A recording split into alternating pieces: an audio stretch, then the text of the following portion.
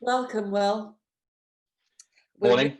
we're really happy to have you and Adrian on the podcast today. And we've got the video running as well because we want to give our listeners a tour of this white paper that you've launched last week.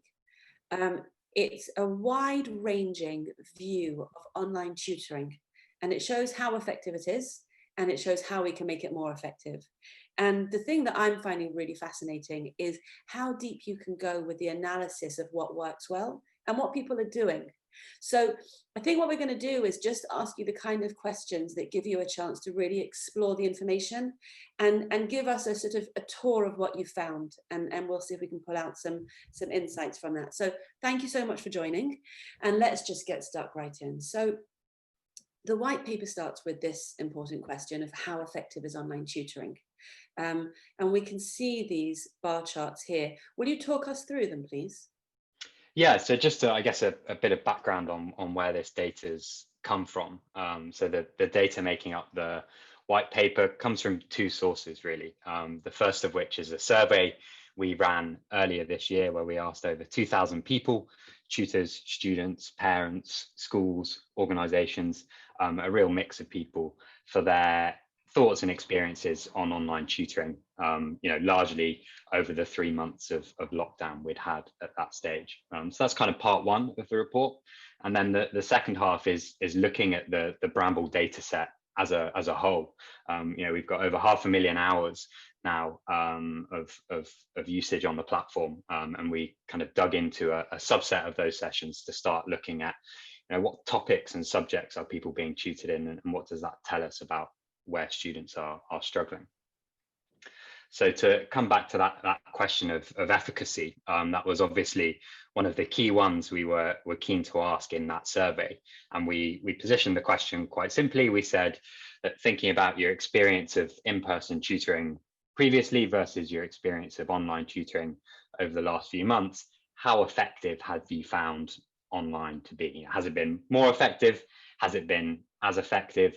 Or has it been less effective? And I think it's important to note, in terms of the respondents we had to this, these weren't people who had loads and loads of experience of online tutoring necessarily. A lot of the tutors involved, 80% of them, previously had zero experience of online tutoring and had to transition online at the drop of a hat when lockdown loomed. So it's very interesting seeing how quickly they've been able to get up to speed.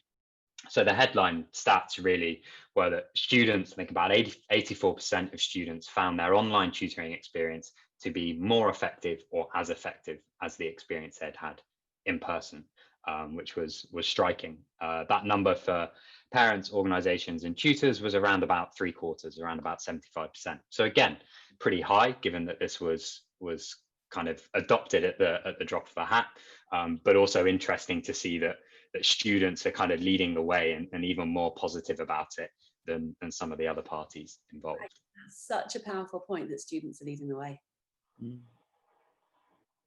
So tell us about tutors then, because if we know that students are confident with using the tech, let's look at this.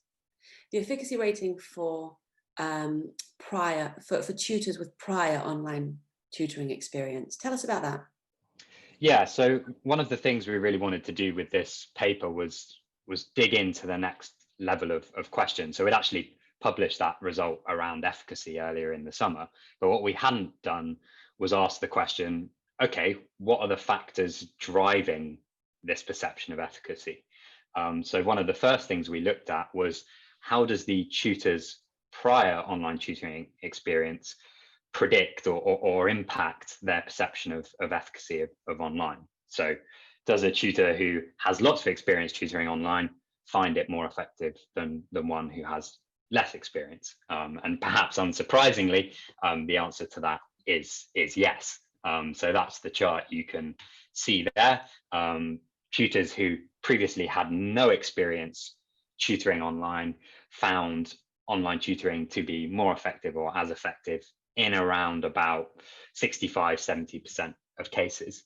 I think what's quite interesting though is that that jump between 0% prior online experience and 10% online experience is significant. So any sort of experience online, and you saw around about a 10% jump in how effective they rated online tutoring to be. So what that kind of indicated to us was, again, perhaps unsurprising, but interesting to have this confirmed, is that familiarity, a bit of training, a bit of testing, a bit of experience, probably as much as anything, just builds the confidence you need to then go on and deliver really effective online tutoring. It'd be interesting to know, Will, wouldn't it, about the, how, at what point do they feel that they have got the tools to do the job? Because obviously that from 0 to 10% is upskilling effectively, aren't they? They're experimenting, trying things out. Some things will work, some things won't. And it'd be interesting to know how many hours or how many tutoring sessions it would take till you get to a point where you feel that you are prepared, you're ready, you're in that zone. But I think the percentages you're showing there are higher than I would certainly have expected, which is fantastic. I've got an incredible example for this. Sorry to interrupt you, Will. During lockdown, my teachers in our primary school were delivering lessons over Zoom. And on the first day that they launched the first lesson, obviously, it was a really wobbly day. But it happened to be that one of my friends has 2 children in the school. And the same teacher was delivering 2 sessions, one at 9:30 in the morning and the other at 12:30 midday. And the first session was really wobbly, and you could hear how stressed out the teacher was. And the friend of mine contacted me afterwards. She said, the second session, it sounded like the teacher had gone off and done a 3-week course on tutoring online, teaching online, but between the 3 hours, because the first plunge in tech is always overwhelming, and we see this in our courses. Workshop 1 has a wobble in it when people sort of find their feet. And by workshop 2, people are just sort of in the flow, because tech's designed like that, especially if the platform's comfortable. Yeah, and I think that links to your point, Adrian, about surprisingly positive results in terms of how high those efficacy ratings were, spoke to the fact that actually people did get up to speed very, very quickly. And it's not something to be scared of, and it's totally fine. The first session is going to be a bit of a challenge. So, if you can do that session with someone rather than a student, great, and kind of get over that wobble initially. But you're going to pick it up pretty quickly, which is what the data seems to suggest. And I would imagine that lockdown has actually, in some ways, because there's no alternative. There was no, in that 3-month period, there was no alternative, was there? There was no option of a face-to-face element or an online element. It was online or nothing. That was your choices, really.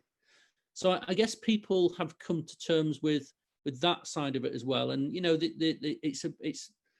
the online is certainly better than nothing. And actually, what they've discovered from showing the data here is that actually using the online was a much more positive experience than they perhaps anticipated. And I think that's, people do have that fear of online, of, sort of the tech side of it. Is it going to work? Is it going to do what it's supposed to do? But no, I think that's fantastic. And I think it really lays the foundations for moving this forward at quite some pace, really, doesn't it? Yeah, absolutely. And I think, as a comment sort of later in the report, that the speed of adoption really is testament to the educators and the students' kind of willingness to adapt so quickly. It's super encouraging to see. So let's look at this, the challenges of online tutoring. And we've spoken about the fact that experience helps. Now let's look at the barriers. So this is remarkable to me, that the main challenge of online tutoring is internet connectivity. And you have another study, another report here. So tell us for a second, Will, about barriers for learning online.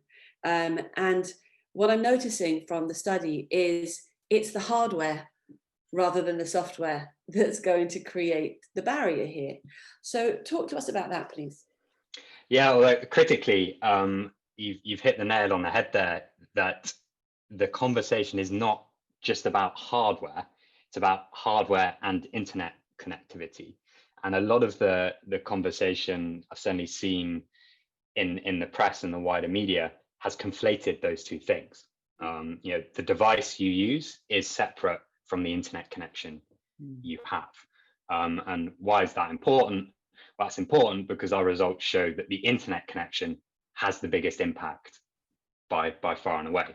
Now, of course, if you have no device at all, then you can't get on the internet in the first place. So there's a bit of a chicken and egg situation there. But if you do have a device, it's the internet connectivity that is making the biggest difference. And that's demonstrated by this chart on screen now, where we split tutors who had experienced internet connection issues and those who hadn't experienced internet connection issues, and then looked at their efficacy ratings. And sure enough, if you've experienced internet connection issues, you've generally found online tutoring to be less effective. Still upwards of 50% of them found it to be pretty effective, which again is encouraging. Those are people who had connection issues and still were generally pretty positive about the experience. But it was interesting to see that as the kind of biggest issue raised. And the reason I think that distinction between internet connection and device is so important is that there are simpler, cheaper steps you can take to resolve internet connectivity than you can devices. So again, you're assuming a base level of access to technology, which not everyone has, and that is a big and separate issue. But assuming there is a Wi-Fi router in the house somewhere, something as simple as running an Ethernet cable from that Wi-Fi router straight into the device being used is going to make a massive difference to internet connectivity. And that Ethernet cable costs £5 rather than £200 for a laptop or whatever else. So increasingly, especially a number of the charities we work with, the first piece of advice I give them is, what can you do to improve internet connectivity? Again, assuming that the device is there in place. I think that's a really strong point, isn't it? We're all about clearing barriers. There's a very strong message there as well for infrastructure nationally, isn't there? As a nation, and the utilities companies and those sorts of things, because actually, apart from things within our own household, there's very little we can do about connectivity issues, really. And I think that's something that does need to improve, and hopefully it will. So let's go a step beyond that, because as you said, the first thing you need is access to some sort of connection and some sort of device. But this is giving us quite clear guidance about the kind of combination of device or use of device that will work best. So for those of us who'd like to give it a try and want to make sure that it works as well as possible, could you give us some guidance here, please? Yeah, absolutely. And this is really for the tutors side of things. The connectivity point is tutor and student. Devices, we really target that recommendations at the tutors, because you're the ones delivering the tutoring. So hopefully have a willingness to maybe invest in some of this stuff. And again, breaking the efficacy ratings down into subcategories here, we looked at the devices that people were using and their reported efficacy of online.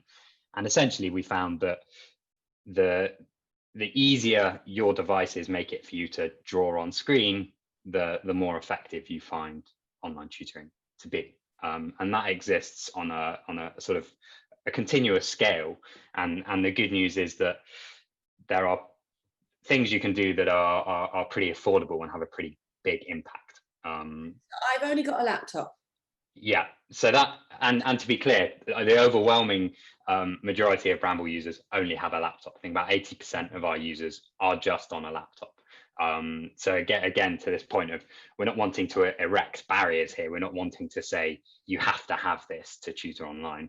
Most people don't, but if you are looking to improve, then there's a few things you can do. And actually at the lowest end of the scale, which isn't covered here, but we know from conversation and experience, something as simple as adding a mouse to a laptop rather than just using a trackpad, that's already made your drawing much better.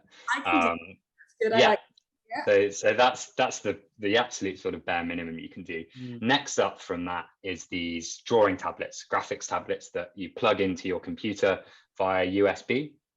Typically cost around about £50, and they make a massive difference to your ability to draw on the screen. And they're sort of the real sweet spot for if you're newish to online tutoring and you're wanting to a small investment to improve what you're able to offer, then one of those drawing tablets makes a massive difference. Now, I'm not clear. I don't know if this is a rookie question. Who should have the drawing tablet, me or the student, or both? In an ideal world, you'd both have them. But our guidance is first and foremost to the tutor to get hold of them. You're the one providing the service, so it's good for you to have the tool to make that richer, and you're probably doing a bit more drawing and explaining than the student is in the session, so you get a bit more utility out of it. If it's a long block of tutoring with the student, then it may well be worth discussing it with the parent. If you're going to be doing several weeks over, maybe even over the course of a year, then that £50 investment is going to pay off as well. Okay, so let's, since you mentioned about strokes, let's go into that section, which is so interesting. So explain this chart to us, please. Yes, so a bit of background on this one. So there are a few interesting findings from the questions around challenges and benefits of online tutoring, because there were some things that in some categories in which the same thing was highlighted by some tutors as a benefit of online tutoring and by others as a challenge. So the two things that fell into that camp were: question one, did you feel students were more or less focused online? And question two, did you feel you covered more or less content online? And there were a number of tutors who said, we felt our students were more focused and we covered more content. And then there was a smaller number, but still a significant number, who said the opposite, who said, we felt our students were less focused and we covered less content online. Which was quite interesting to kind of tease out some more detail on. So this here was just looking, kind of cross-referencing those answers against the engagement data we had. So to look and say, those students or tutors who reported that they'd found that students were better focused and they covered more content, was that actually the case? When we look at the engagement data, did they cover more content? And maybe is that part of the reason students were focused, because the lessons moved at a pace? So the comparison here is between those two groups of tutors, those who felt students were covering more content online versus less. And sure enough, if you look at the resources shared in those sessions that they felt they covered more content, they shared a lot more resources, a lot more words were spoken, a lot more strokes were drawn. So there was more engagement with the tools in those sessions. So those sessions were sort of being brought to life more. And could that have been partly as well? You mentioned about experienced tutors and inexperienced tutors. Would you be able to, or could you cross-reference, who felt it was more effective? Were they the more experienced tutors? Did they cover more content because they've got that experience? Is there any data to support that sort of idea, Will? That's a really good question, actually, and one we could definitely answer but haven't answered yet. I think something that would be useful to look at as a way of tracking that is how engagement with those tools changes over time. So if we look at the first few sessions the tutors delivered versus once they're 10, 20, 30, 40 sessions in, are they covering more content as measured by words spoken, resources shared, and strokes drawn? My gut feel is probably yes. We have the data, we just haven't asked that question of it yet. Yeah, it could be interesting. And I think the other interesting point is that I think this is a fantastic study, because it really does open up discussion and just there's so much information in it. But I think also it's the sort of thing that I think in many ways you've created a little bit of a monster in some ways, because you're going to have to keep doing this, because as you say, it's going to change over time, isn't it? As people become more experienced, that's going to change and the data is going to change. So it'd be a fantastic study, to keep going over a period of time, so you can track it over months and even years. Yeah, absolutely. And even this 30-page report barely scratches the surface of the insight that I'm sure is there, which, as you say, is sort of simultaneously quite exciting and quite intimidating at the same time. Yeah, absolutely. What a nice problem to have. Adrian, I'm looking at this, I'm thinking about when we train our tutors, it's so clear that the more you put in, the more you get out. That's what we're looking at here. More strokes equals more engagement. More words equals more engagement. We're constantly talking about the preparation and the commitment that tutors need to show to really make a difference. And that's what this chart looks like to me. It streaks ahead when you put more in. Yeah, absolutely. And it sort of ties in with the idea, isn't it, that that information is, when you're teaching, you're delivering information, but it's not just about the delivery of the information. It's about what you do with that, and the idea of getting that into, the cognitive overload theory, getting that into the long-term memory by actually processing the information. And you can see that here, can't you? You can see where, the number of strokes, the more strokes you've got, the more the information is going into the longer-term memory. So therefore, the more effective the tutoring session is. And it's, it's very easy online, to particularly if you've got 40 or 50 people in a group, which you wouldn't have in tutoring, but some courses are that sort of number, and it's very easy to be passive in that. And I guess that it's probably quite logical that they would receive the least amount of impact, really. I think when you put that alongside the smart search option that we're going to discuss next time, Will, so that means that all of these sessions are, any session that a student has on Bramble is recorded and they can access them, and they can search for the keyword. So you're mentioning about cognitive load, Adrian, and if we want a student to be able to embed this material in their long-term memory, going back to this session with all these stimulating resources, tons of good back and forth in speaking and listening, and all the strokes bringing it together on the page, and you can go over it again and again and again, the student will take responsibility for getting the most out of that learning session. Yeah. Well, Will, let's go right back to the beginning of the report, because what you've been able to tell us here is who's tutoring what and where. Let's start with where, because this is a nice map, isn't it?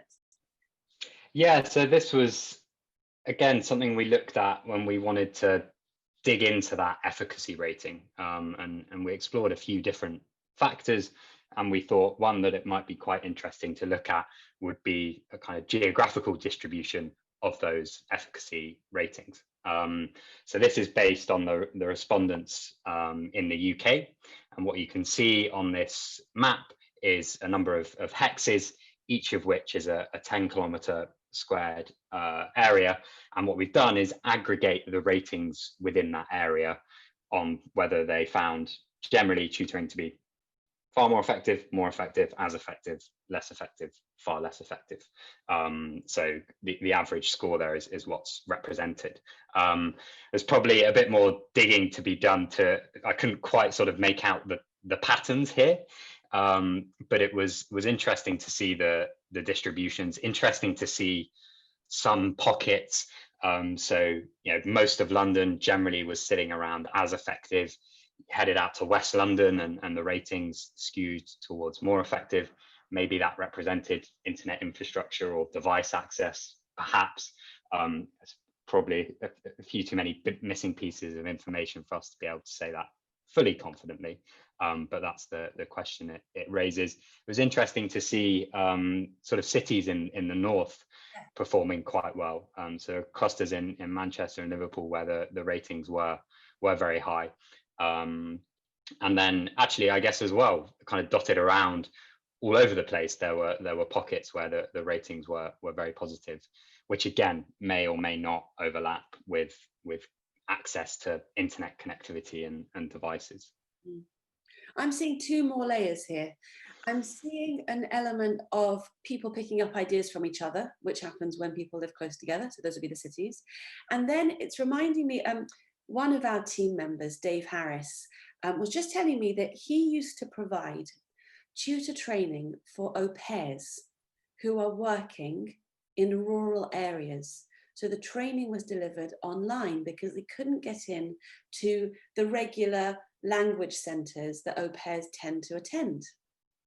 So because they weren't in or near a centre, they were forced to learn how to work online long before the rest of us. And so these spaces where people are rating it as far more effective in really rural areas, maybe that's a needs must situation. Yeah, Yes, that's an interesting angle. I hadn't considered that one. It's an interesting map, that, Will, because when Julia and I have talked, when Julia was setting up Qualified Tutor, she came to me and we were chattering away, and I was left wondering, is there a market in tutoring? Now where I'm based is probably just about under the N in United Kingdom, so right at the top there. There's no tutoring happening here. Look at that. So I was, and that was just my experience of, working in schools within this area and those sorts of things. But it's absolutely fascinating to see that.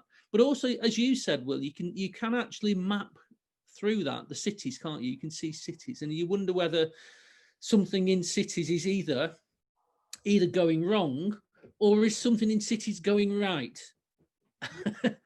Or it's a subtle difference in some way. Well, it's not a subtle difference; it's a huge difference. But it's an interesting thought, isn't it? Yeah, really interesting. Do you want to tell us about subjects? Who's tutoring what? Yes. So the next sort of level of analysis we wanted to look at was going beyond the survey findings, really, which were all about efficacy and what can we do to improve that, and to begin looking at content, because we think it's very interesting to have an understanding of what students are being tutored in, because by definition, what they're being tutored in is indicative of perhaps what they're struggling with at school.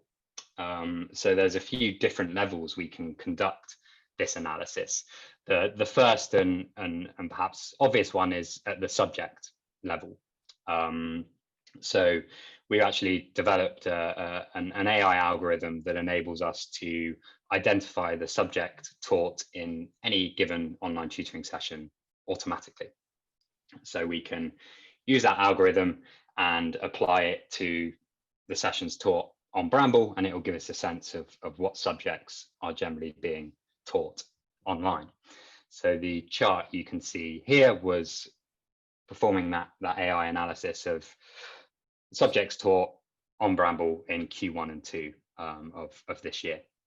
And sure enough, as I'm sure most people in tutoring would be able to tell you, maths is by far and away the most tutored subject. So almost 40% of sessions on Bramble in that window were math sessions. Then you had English coming in around 17%, and then the sciences together making up another 35%. So the bulk is maths, English, and the sciences. Yeah, it's not a surprise, is it? Because that's what. So I think that subject level analysis is really the first pass, because as you say, we sort of know that already, intuitively, anecdotally, and tutoring organizations are aware of that. But I think where it becomes more interesting is when you dig into the next level of analysis and you say, okay, so we know what subjects are being taught, but what topics are being discussed? That's this difficult topic, Charles. First, you have to explain to me how to say this word. Well, I'll backtrack a little bit and try and give a bit of context for what we're doing here. So I mean, you hear AI thrown around all over the place now. It's, you know, real risk of becoming a bit of a buzzword. But like all of these things, it actually encompasses a great range of different areas and different approaches. And the first question to ask is, okay, when you talk about using AI, what approach are you using and why? And what questions are you trying to answer based on that approach? So the method we used here is part of a suite of approaches called topic modeling. And what topic modeling looks to do is take a big unstructured data set, typically textual data, and try and identify topics within that data. And topics in this context are not our kind of academic lens of topics, but a broader sense of different topics of discussion. So topic modeling enables us to do that, and is a form of unsupervised machine learning to try and tease out these insights. In this instance, the particular type of topic modeling we used is called a latent Dirichlet allocation, which gets shortened to LDA, which is much easier to say. And the really nice thing about the LDA model is it lends itself to this visualization, which I think actually is hopefully quite intuitive to understand, in that it enables us to answer 3 questions. It enables us to understand the prevalence of any given topic. So within the data set, how much of the sessions are relating to this topic A versus topic B. It also tells us about the content of that topic, because it identifies relevant terms within that topic. So it enables us to say, okay, topic A is discussing this and topic B is discussing that. And then the final thing it gives us is a sense of the relationship between topics. So if we look at this visualization on the left-hand side here, it's telling us two of those things. It's showing us the prevalence of a topic that's proportionate to the size of the circle. So the most prevalent topic here, topic 1, is the largest circle, and then they're numbered with descending prevalence. So that's the first thing the visualization on the left shows us. The second thing it shows us is the relationship between topics. So we can see that topic 1 is quite similar to topic 4, but quite different from topic 3 and topic 5. And then, wait, so do I know what topic it is? This, I'm just got my learning hat on now. Do I know what topic this is? What is topic? So that's what the right-hand panel tells us. So the right-hand panel informs us what is being discussed in that topic. So what you can see on the right-hand side there is the top 30 most relevant terms for that topic. So you click on a different topic and it will show you the relevant terms. Relevance is defined according to a mix between frequency and uniqueness of the term. So the most frequent term across all topics is okay. That's not particularly relevant.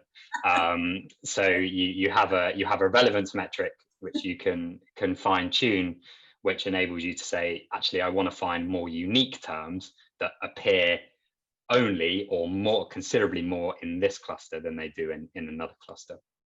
So that's where the relevance comes from. Because 1 is in this bottom left quadrant and 2 is in the top left quadrant and 3 is in the bottom right quadrant, are we saying that the tutors are covering lots of different topics at depth and scale? Is that what you're showing me here? So what this is showing is that tutors are covering distinct topics in different sessions. Yeah. And it does, to a certain extent, display the kind of range of those topics, but actually that's more a property of the level at which we do the analysis. So this analysis here is based on 40,000 representative sessions across all subjects. Something we could look at doing next would be to just look at biology sessions and see how many topics kind of tease out there. But this is a kind of looking across the universe, so you can see a variety of different subjects. So for reference, topic 3 is English, and further down in the report we can see that the top words are poems, metaphors, paragraphs, characters, and that sort of tallies with the fact that it's quite a long way from topic 1, which is maths, specifically number, whereas topic 4, which is close to topic 1, is also maths, but very clearly geometry. We can see terms like circumference and hypotenuse. I think if you scroll a bit further down, you'll see that comparison between 1 and 4. Yeah, so that's now looking at 4, and you can see triangle, angle, pi, hypotenuse. Clearly geometry, which is distinct from the kind of number and algebra sessions that were taking place in 1. And the sizes tell us that students spend more time on number than they do on geometry. And that, I think, is a novel insight into what students are being tutored in. Telling you that they're being tutored in maths more than anything else probably isn't news. Telling you that the focus is more on number than geometry, I think is hopefully news. Yeah, schools something, doesn't it, Adrian? Yeah, I'm just thinking about the use of this, Will, because it strikes me that you've got something here that is incredibly valuable in terms of knowledge, because I'm not aware of any studies of this depth.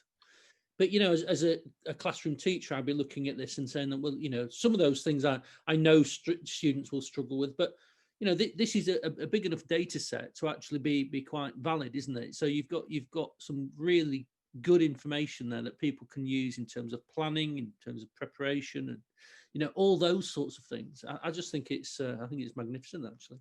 Yes, I do as well, and I can't resist the overlaps. I'm beginning to have an inkling, since 1 is maths and 3 is English.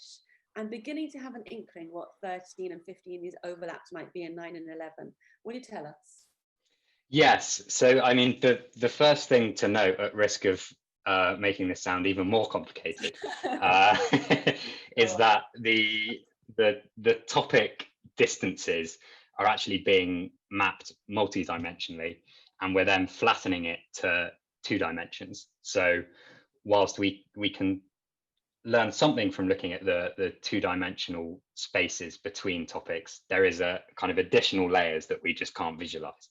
But having said that, those overlapping topics were the ones I found most interesting, perhaps in no small part due to having studied biology, but those are biology sessions. So 9, 11, 13 and 15 are all biology sessions. Wow. And again, I think if you scroll down a bit further, there's a comparison of the most relevant terms for those. Keep going down a bit more, and I think it's the final one. Keep going. Yeah. So this is the one. If you zoom out a little bit, you'll be able to see. So this is the relevant terms for those topics. So 9, 11, 13, and 15. And what's really interesting is you can see that they're representing very distinct areas of biology. So topic 9 is kind of nervous system and immune response. Topic 11 is more human physiology, discussion of ventricle, blood, atrium, so it's heart and circulation. And there's some overlap between topic 9 and topic 11, which I would expect. They're both broadly physiology. And then topic 13 and 15, which you remember were slightly separate, are more biochemistry. So topic 13 is really looking at cell division, really, and replication. So chromosomes, mitosis, chromatids, and the various phases of mitosis. And then topic 15 is very much looking at energy and respiration. So you've got ATP, pyruvate, NAD, glycolysis. So again, there's a bit of overlap between those topics because they're both broadly within biochemistry, but also this analysis is showing us that they're being taught often fairly distinctly. I think you've blown my mind. But I know that lots of our tutors can keep up with what you said. But I feel much, much more comfortable with this. So let's finish off with this. Yes, so I think this actually links really nicely to the point Adrian made, which is, why do we do all of this stuff? To help make tutoring and education more effective, ultimately. And a big part of that is working with teachers and schools, and then trying to provide them with insights into the tutoring that their students are receiving. So these AI synopses are generated for every session delivered on Bramble.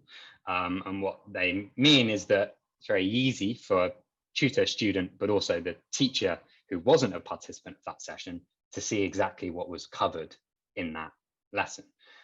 So that enables them to kind of keep in sync with the tutoring that is being delivered. And we know from a number of studies now that kind of the closer that relationship between school and tutor, generally the better outcomes you see from tutoring. But the challenge you've got to solve there is all of these people are really busy.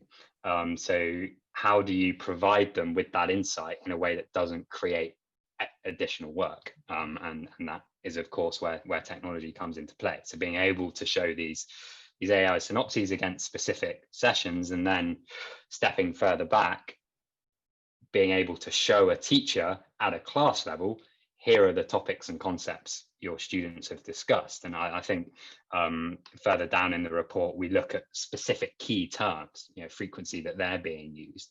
And you can see that analysis at a class and school level is going to be really interesting, in complement with that analysis we're doing at a more sort of population level. Yeah. You're telling me that if I'm working in a school where my students are being taken out for tutoring, the tutor can send me a word cloud like this, and I'll be able to see at a glance what they've covered. I love that. Absolutely. My teachers would give me all their assessment and planning data like this, I'd be much more comfortable. It's so visual and engaging. And I don't know if you've spotted, but Xbox is here. So they had a proper good chat, didn't they? Yeah, you can tell a story by reading these word clouds. Absolutely. The other thing about it, Julie, is as a teacher, that's so easy to absorb, isn't it? You can absorb that in milliseconds, can't you? Yes, I really can. And I can drill down where you need to drill down. Yeah, I think it's absolutely fabulous. Really fabulous. So, Will, we're going to wrap up here because you and I have a whole other session up our sleeves. So I'm going to save something for next time. But I think from our point of view, we want to thank you because you've taken us as a profession to another level. You've helped, not only you've improved our reach as tutors, but it's done with such intention and intelligence, and quite inspirational, the enthusiasm that's clearly going behind all this data, that we're really, really excited to be part of this conversation with you. Adrian, is there anything else you wanted to share? No, I think it's a great study, and I think it's it needs to be used, doesn't it? It needs to be the sort of thing that the information contained within it is so important, because it can shape what we do in the classroom, and that's so important, isn't it? Absolutely, and that's why we sort of want to share this stuff and make it widely available to help inform and advance that conversation. So thank you both for being part of that as well. A real pleasure. If anybody who's been listening or watching would like to explore the report more, and I'm sure you will, it's on the bramble.io website under blog. Really easy to find. It's also all over Twitter by now. So 2 thumbs up. Thank you so very much, and we're looking forward to speaking to you next time. Great. Lovely to talk to you both. Thanks, Will. Take care. See you later. Bye. Bye.